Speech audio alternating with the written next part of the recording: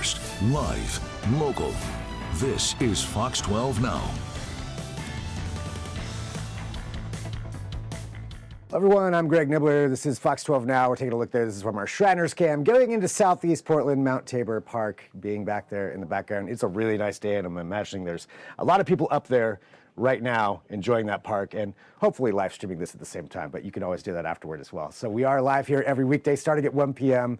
We're live on Facebook, YouTube, our website, and our apps, all places to find these interviews afterward as well. So thanks for doing so. But as you can see there in the lower third, Mount Tabor Park in Southeast Portland there, that old volcano getting a huge designation as a 2024 Leave No Trace Spotlight Park. We're going to talk about what that means and what goes into that. Right now, we're joined by Vicente Harrison from Vibrant Communities and Portland Parks. And Vicente, thank you very much for joining us here today to talk about this. Obviously, a big thing here for Mount Tabor. I believe they're the only park in Oregon to get this designation, and we'll get into that here in just a second. But to start off, could you just tell us a little bit about yourself and Vibrant Communities specifically too, so people can understand all of that? Absolutely. Thank you, Greg, for inviting me. My name is Vicente Harrison, Health Safety Emergency Managers with the Vibrant Communities work area, as well as Portland Parks and Recreation in service to Portland Parks. In my role, I oversee safety and security for Portland Parks and Vibrant Communities, and the Ranger program is one component of our safety allocation to this service area. And my role is, again, to make sure that people are able to be invited into our public spaces, that they enjoy their public spaces, that we can help problem solve and help with any issues. But most importantly, that we're able to help them understand why protection of everybody around here for the entire metro area. But Portland Parks, people are very proud of their parks, and we're lucky to have some really nice ones like Mount Tabor. Quick question for you on your job, because that sounds like you encompass a lot of things that you're doing. I would imagine you're quite busy. But talking about that safety side, just a quick question on that. What are some of the biggest concerns that you have when it comes to safety for Portland Public Parks?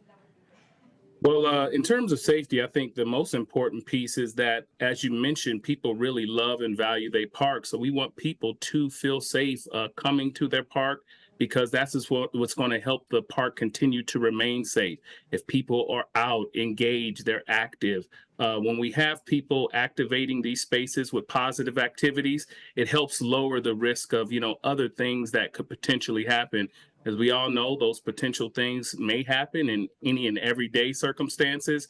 And that's where our unit comes in as park rangers to help facilitate a response that's going to, usher in the appropriate authorities or appropriate programs, the appropriate outreach support, so that people can, again, remain safe and continue to feel invited to these public spaces. When it comes to Mount Tabor, and in case anybody doesn't know, maybe we could have you just give a quick description of Mount Tabor, because it is such a unique place. Let's do that first. Let's talk about Mount Tabor first. Could you just give everybody a description of what makes Mount Tabor such a unique park? Mount Tabor is one of our most visited parks on the east side of the Willamette River. And it is such a diverse park in terms of having natural area spaces. As we know, our reservoirs are there as well. It has areas where, there's hiking resources available. And, people often frequent that park just to ride their bikes and go birding. It's also a big park for birding activity. So all these different dynamics of our park users convene at this beautiful location on the east side. And we wanted to make sure people understood how valuable of a resource this was for the city, which is why we applied Mount Tabor for this Leave No Trace Spotlight, so that we can raise the awareness to the community, so that we can continue to take actions there that are going to help support it. As we know, we had this winter storm over the past winter earlier this year, and there was a huge impact to Mount Tabor Park. All of our frontline workers have been working diligently, from our urban forestry staff to our land stewardship divisions, as well as park rangers and many others, to revitalize that park. So we want people to come back into the park and make sure they enjoy it. And it's just an incredible asset for our dynamic park system. It really is. I mean, I'll just say at a personal level, this is by far the park I visit the most. It's in the area where I live. Yeah, I love it for all those things you just listed. Although I haven't gone birding, so maybe that's something I should try. Absolutely. Yeah, but going back to this application you mentioned, for Leave No Trace, and can you tell us what Leave No Trace is and what was involved in Mount Tabor applying Mount Tabor to this organization?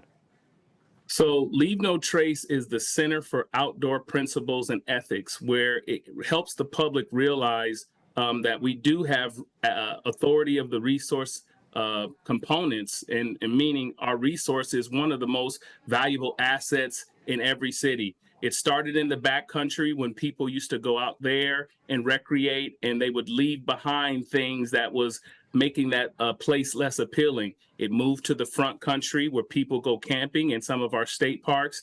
And we've introduced this to our Portland parks in around 2016, where we developed urban park principles. And again, they're just simple reminders of what is the spirit behind the codes, the city codes and the park rules that are in place. And the sole purpose of those rules is, again, to protect the asset, to protect the resource, and understand that the resource is the true authority of why we want to make sure these places stay vibrant. And I am a full proponent of Leave No Trace as well. It's absolutely imperative, and I love that it's coming here to the parks as well, in addition to being outside when you're exploring the wilderness. So for this to receive this designation, I guess can you tell us what a 2024 Spotlight designation means? It's a very high honor, Greg, to be straightforward. There was only about 20 locations selected nationwide. So this is a process by the Leave No Trace organization to identify areas.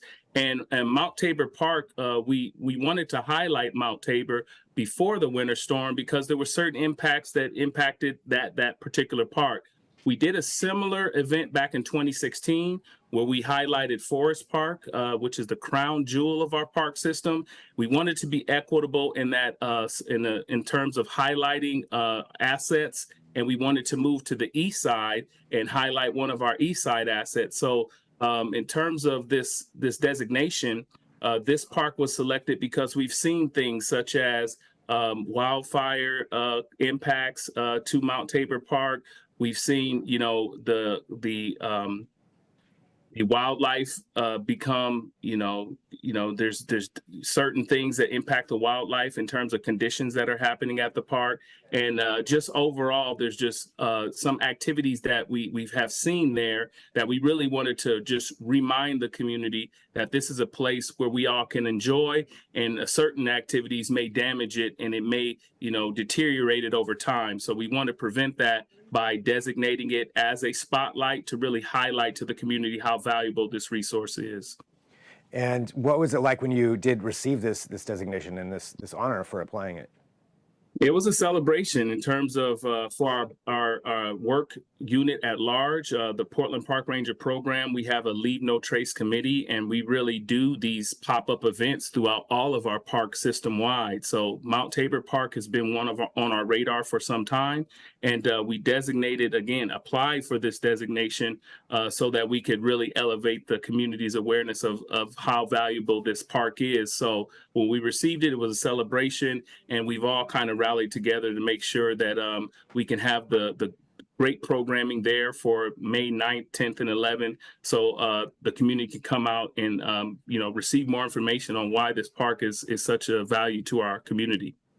And during that May 9th, 10th, and 11th, when people can come out, just to highlight that a little bit more, can you give the public a little bit of knowledge as far as what's going to be going on during those days?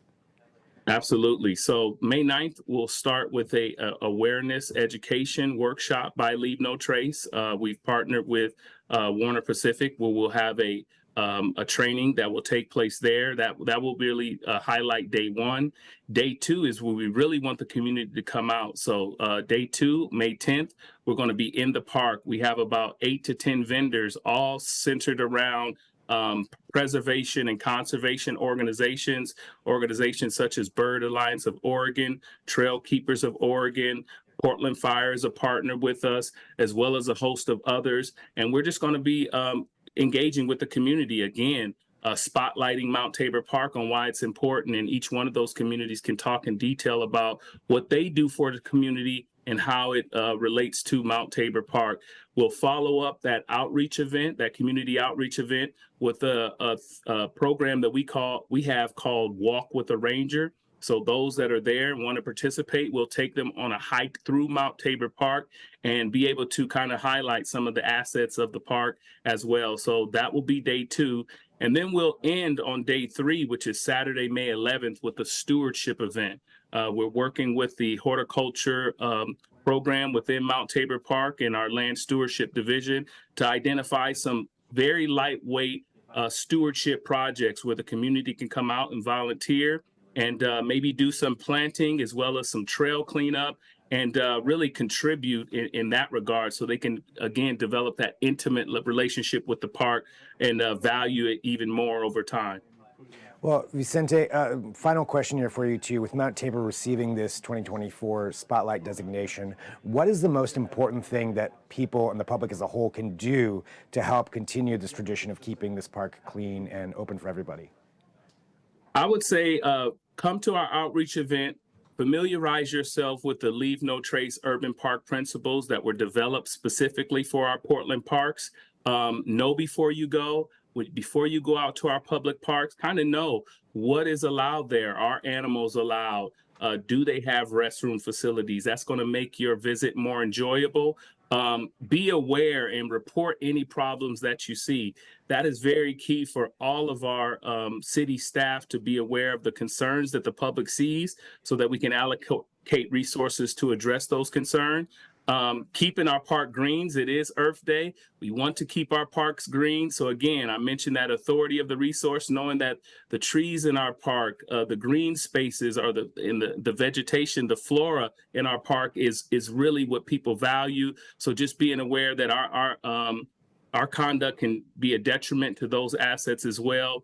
And I would say the last piece I would say is when you visit our parks and you leave your vehicle, if you do drive to our parks, just make sure you secure your assets inside your vehicle or remove them altogether, because unfortunately we do have folks that sometimes would like to, take advantage of folks that are trying to enjoy themselves and see if there's anything that could potentially be taken out of vehicles. So that is a big thing. We remind everyone to just secure your assets so that you can go in, enjoy the park, and go home, and nothing will contaminate that experience by having an unfortunate incident that could have been prevented.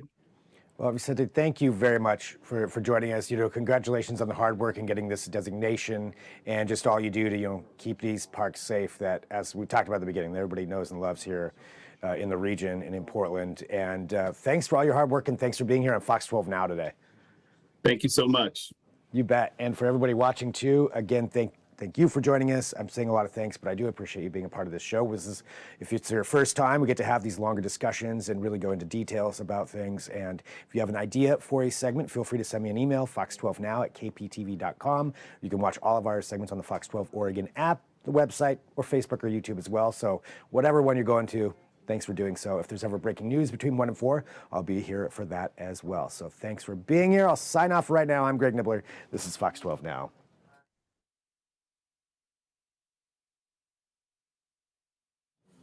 And we're off.